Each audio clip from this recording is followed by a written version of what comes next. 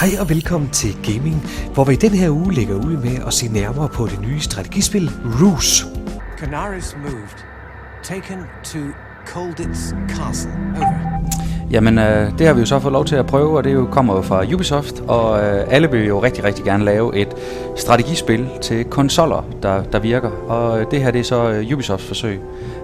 Jeg har prøvet det på forskellige messer, og var faktisk sådan havde rimelig høje forventninger. Og så er jeg nok blevet en lille bit smule skuffet. Jeg har sådan lidt ligesom de der dårlige tv-reklamer med far er ikke sur, far er skuffet. Det er lidt den fornemmelse, jeg sidder med. Hey, Kowalski. I bet you didn't even have a face card. Hell, General. Spillet, det er i hvert fald på Xbox 360-versionen, som jeg har prøvet, der synes jeg faktisk, det hakker og sprutter en hel del. Der er framerate-problemer jævnligt. Det synes jeg ikke er tilfredsstillende, for det er ikke sådan, det er ikke grimt, men spillet er heller ikke gudesmukt. Så synes jeg faktisk, det allerstørste problem, det er det, vi ser nu her fra spillet af. Det er en af startsekvenserne, en af de første missioner. Det er, at det er så langsomligt om at komme i gang til, at det bliver spændende. Så hvis det var, at jeg ikke skulle have anmeldt det, så jeg var nødt til at spille noget mere, så tror jeg rent faktisk, at jeg havde lagt det fra mig. We'll take care of the rest.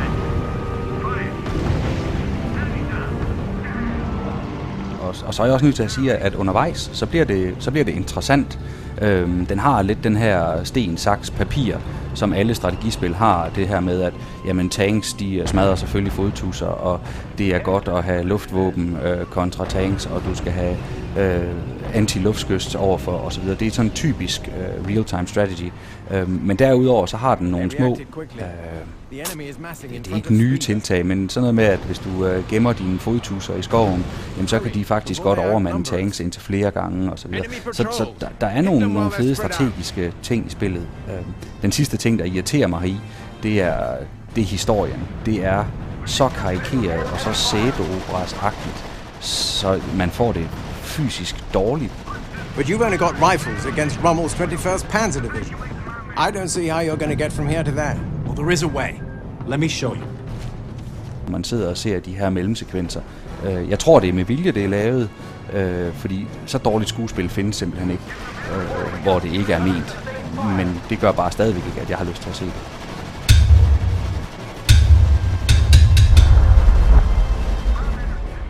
Jamen, jeg vil sige 3 ud af 6 for et hæderligt forsøg, men ikke super godt udført.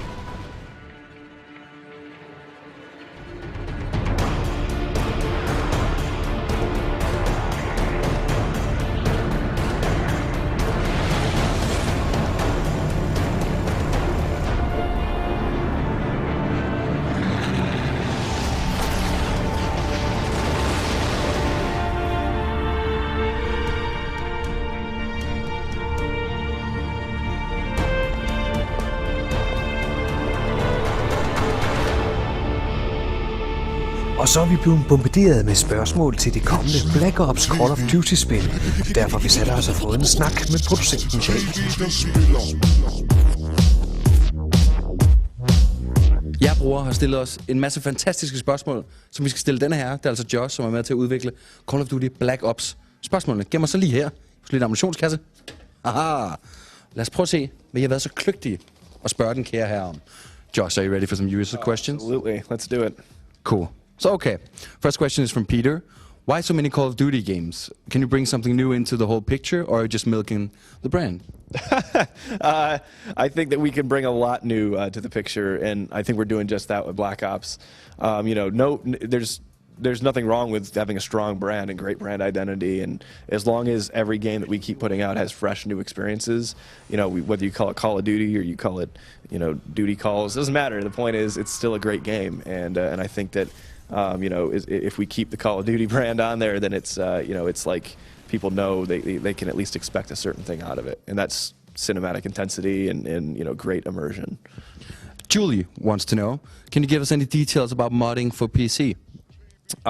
We will be revealing more about our plans on the PC-specific platform, especially online and multiplayer. We'll reveal some more of that on September 1st. That's where our big multiplayer reveal event is. We're also going to reveal more throughout the year about the PC nuances. But rest assured, we know the PC community. We know that they're a very passionate one, and we know what they love to do with games. We're going to be doing whatever we can to facilitate that.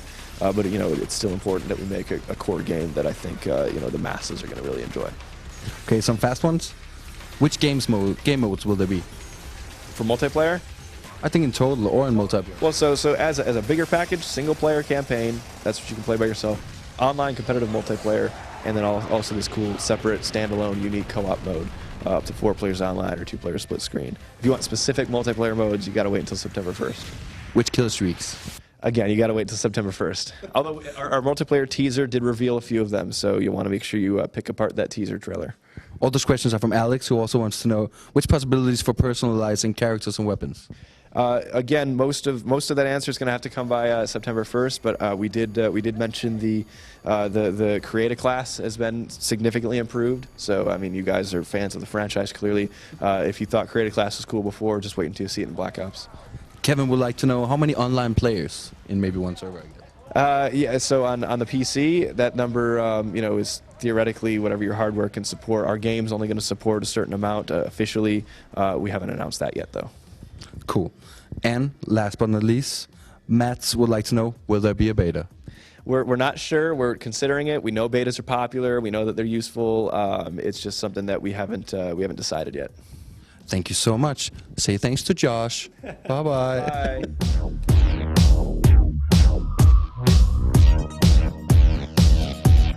Gran Turismo er jo efterhånden synonymet med forsinkede release-datoer, men som det ser ud nu, er datoen stadigvæk på europæisk udgivelse den 3. november på Gran Turismo 5.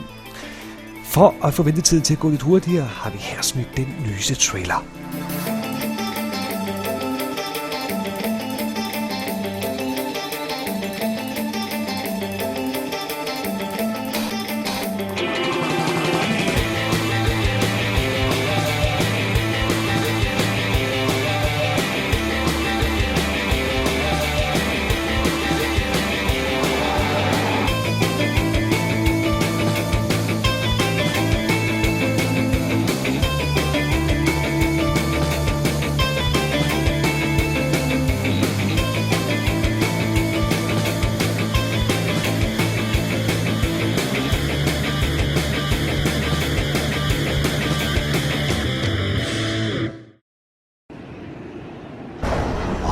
が近づいている。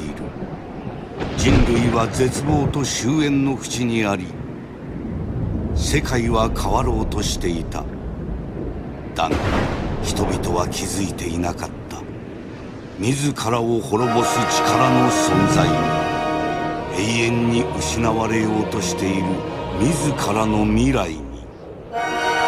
時に西暦1047年、今忘却の旅が始まる。夜の魔物どもよ、知るがいい。彼はお前たちを目指してやってくるのだ。行け、我が友よ、この強敵を打ち破るのだ。Oblivion, sempiternem, demonis。誰もが逃げ出すような試練に人を立ち向かわせるものは何か。押しつぶされるほどの孤独か。違う、愛。戦士、お前は今この世で何が起きているか分かっているのか。天界とのつながりが断たれたために神から切り離され、地上に魔物がはびこっている。私の妻。Og vi springer fra Castlevania-traileren, som du kan se i fuld længde, 7 minutter af den, på pixel.tv. Vi skal se traileren for Assassin's Creed Brotherhood. At the edge of the future. Spillet omhandler igen Assassin's Creed 2-helten Ezio og hans morderiske eskapader, der den her gang finder sted i Rom.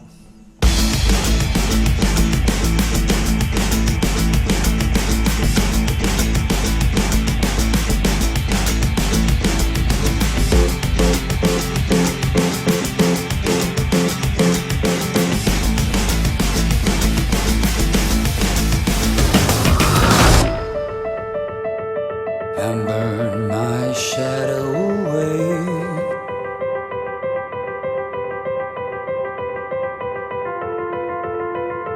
and burn my shadow away.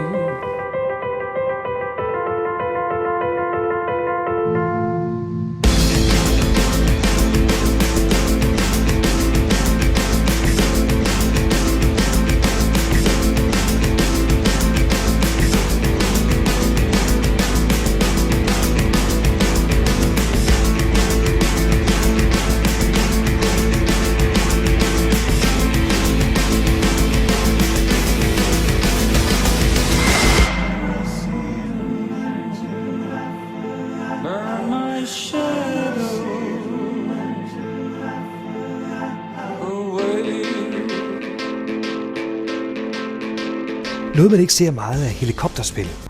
Activision har løftet sløret for Apache Air Assault, som fokuserer primært på den amerikanske krigshelikopter Apache. Handlingen udspiller sig i Afrika, Mellemøsten og Mellemamerika på tværs af i alt 16 missioner. Udover singleplayer mode vil der også være mulighed for co-op og multiplayer. I spillet kan man vælge mellem 2 sværhedsgrader, nemlig en realistisk hardcore simulationsform og en mere arkadepræget oplevelse med fokus på let tilgængelighed. Apache Air Assault udkommer til efteråret til Xbox 360 og PlayStation 3.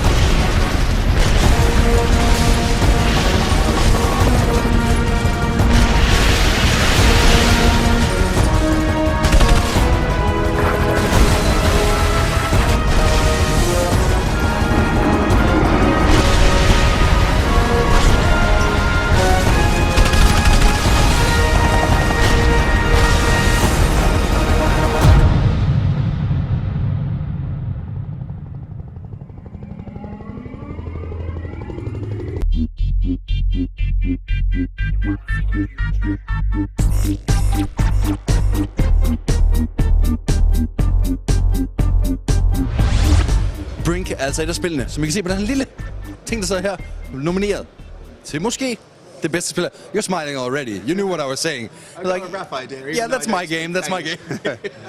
Okay, so you're nominated. What's up with that? Is that good? Basically, just means that a group of journalists have got together and decided that they think that this is one of the best games at Gamescom. So it's really nice, really cool. So what is Brink about? What is the tale of Brink? Well, at its foremost, it's basically a shooter. But it's a shooter that you can play offline or online, so we're completely blurring the lines between playing with no internet connection, playing cooperatively and playing competitively.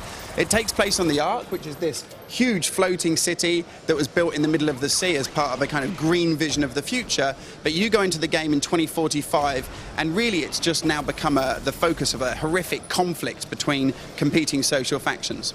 When making games like this and shooter games, working for the company that you work for, having made titles as Fallout and stuff, do you draw a lot of inspiration from those games, doing this? Well, we certainly do. I mean, at Splash Damage, we've only ever worked on first-person shooters. So we did Wolfenstein Enemy Territory Quake Wars for the PC. And then when we announced our brand new partnership with Bethesda Softworks back in 2008, a big reason for that partnership is because they'd done such great work on things like Oblivion and Fallout, and they had these really strong RPG elements. And that's something that's a feature of Brink too. In Brink, we have persistent character advancement. What this means is that your player, you play through the whole single-player campaign and the multiplayer campaign. When you get to the end of that campaign, you've invested all of your time in this character. Well, if you go online, you use the same character with all those same cool skills and abilities and tools and items and gadgets and weapon unlocks and upgrades and stuff. So is this for the people who are into the whole hardcore, semi-RPG kind of thing, or could everybody sit down and play it? No, I think anybody could. One of the things we've done with Brink is to really improve the way movement works. So we have a new button called the Smart button, and Smart basically stands for smooth movement across rough terrain. As a new player, when you push the Smart button and you push forward, it will help with little jumps and vaults and slides and climbs and stuff, so you can focus on the shooting. But as an advanced player, you can start to use it in combinations of things, so it really becomes a kind of parkour-style play. So, okay, if you win this award, what would you say in your winning speech? Oh, I don't know. You have to prepare something. Thank God. I don't know. I suppose we, as a video game developer, it's really cool to get awards and stuff, but the main reason that we make games is to try and make sure that gamers enjoy themselves and feel like they get good value for money, and that, because games can be expensive things, and we want them to feel like they can play something for months, just not just for 10 hours. And I think this is really a mantra for much of what Bethesda do. Fallout, 120 hours or whatever, I've got friends who have been playing it for. So I think that if we're lucky enough to win the actual award itself, we'll just say thanks to the journalists. How important in single-player shooter games are the RPG element for you? Oh, I think it's really important because when you invest in a character, when you've spent time developing a character, you start to feel a kind of attachment because the character starts to remind you of those experiences that you had. And that's really a feature of our game, that if you come into it as a single-player game, there's this big arcing narrative. You can fight as the resistance or fight as the security and see the entire story. But once you start to go online, that narrative from the game starts to kind of morph into your own player stories that you're able to tell friends about because of the experience that you have when you're playing online. And so in Brink, you can customize fully your entire character. You can swap out, your trousers, your jacket, your shirt. You can have scars, tattoos, war paint, all kinds of different ethnicities and ages. Even the accent that your character talks with can be modified. And so there's just an opportunity really to give players absolute ownership and complete freedom in a game. Do your actions have consequences in the game? Yeah, absolutely. I mean, one of the things about Brink is that as you play through the game, you make a decision at the very beginning. Are you going to fight for the resistance, who represent the refugees, who believe they're just freedom fighters fighting for a fairer distribution of resources, or against what they perceive to be a security that's oppressive? But you can play as the oppressive security force too, witnessing their side of the stories. But I think one of the things that our writer, Ed Stern, talks about a lot is the fact that, nobody really sets out to be evil, and say, I'm evil, that's what I do bad stuff, I oppress. That isn't how it works. Everybody thinks they're right, and so our security believe that they're just trying to maintain law and order, that they're defending the founders. And we do a lot with the story to really confuse and confound those views about right and wrong and oppression versus liberty and so on. When will us immortal people be able to play Brink? Well, we're going to release on the Xbox 360, PlayStation 3 and PC in spring 2011. Cool, thank you. Thank you very much. Electronic Arts har kæmpe forventninger til det spil, vi nu skal se trailer for. Spillet hedder Medal of Honor og var tidligere et kæmpe brand. I got something. Enemy dismounts, center sector, 900 meters. It's right of the west at 5 knots.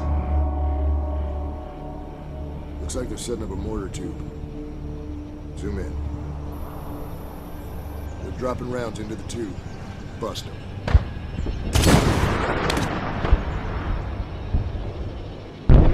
Incoming. Hit.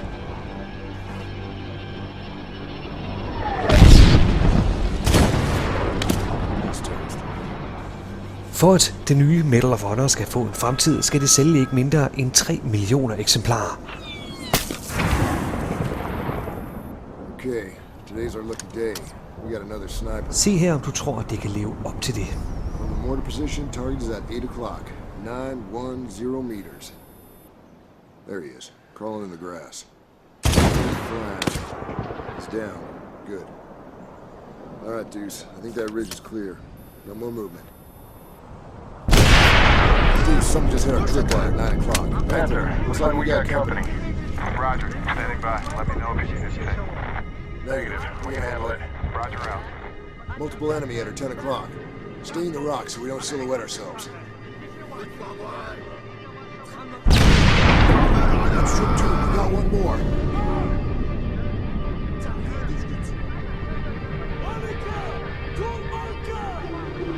I got right in rear. You got left and closest. Got another target. RPG. Take out that RPG guy first. Stay low. Shot.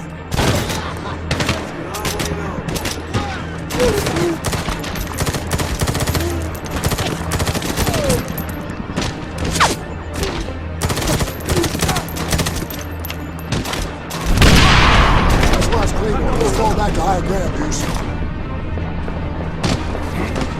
Pick up the pace. You're moving like pond water. Follow me.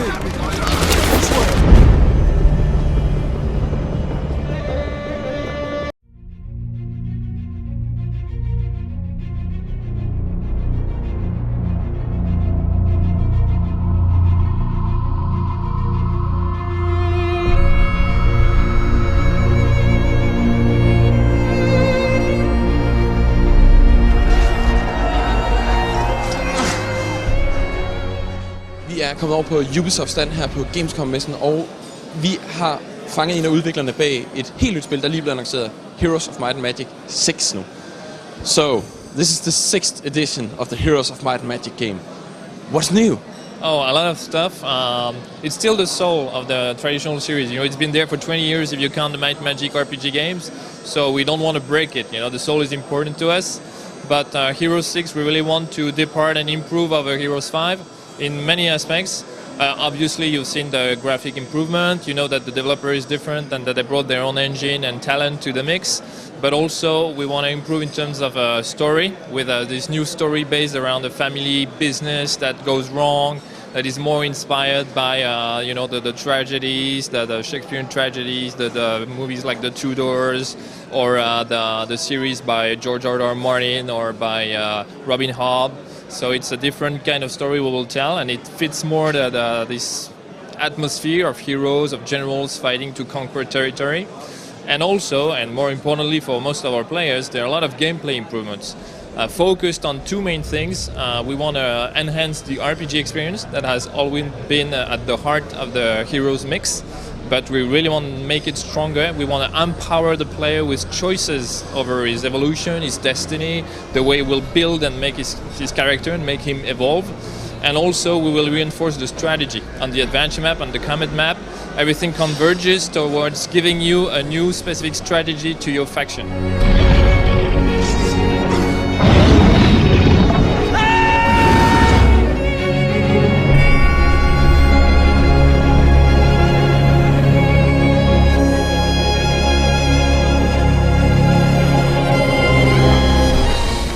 Will the players really get something new from buying the 6th edition? I think so, yeah.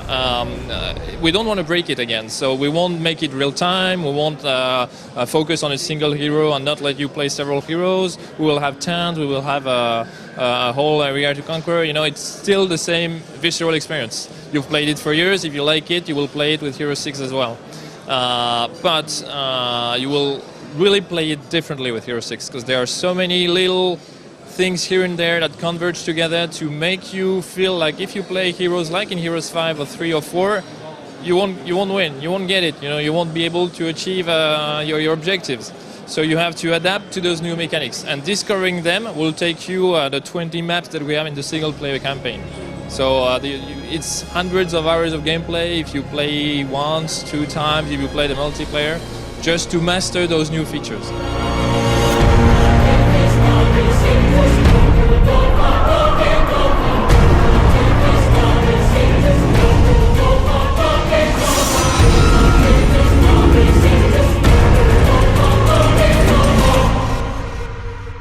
Will this be the final chapter, or do you still got something in your little hat that you want to put in the 7th edition? Oh sure, yeah. We've already been discussing about what could be Heroes 7. So I won't say anything, but it's already in our mind. So Q1 2012. Yeah, that's it.